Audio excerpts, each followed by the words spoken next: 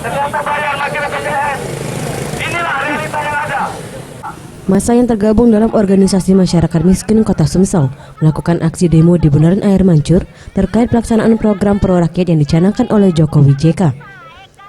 Dalam orasinya, Koordinator Aksi Arifin Klender menyampaikan program pro rakyat yang dibuat Jokowi JK dalam bidang kesehatan dan pendidikan dalam kenyataannya belum terlaksana secara optimal. Karena masih banyak masyarakat yang belum dapat menikmati program tersebut. Selain itu, rumitnya sistem dan birokrasi yang berlaku, serta belum stabilnya harga sawit dan karet yang membuat kesejahteraan petani belum dapat terpenuhi. Yang paling memberatkan lagi, petani.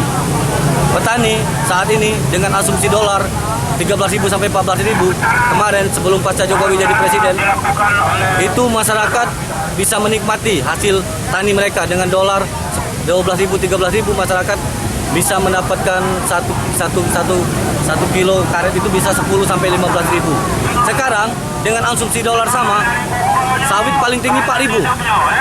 Karet pun begitu. Jadi masyarakat sekarang bukannya bertambah enak, bertambah susah. Ia mengharapkan di era pemerintahan sekarang dapat peka dan berpihak kepada rakyat dengan mengesampingkan ego politik karena dampak dari hal tersebut dapat menyengsarakan rakyat. Faradi Satria, September Rizky, Sriwijaya TV.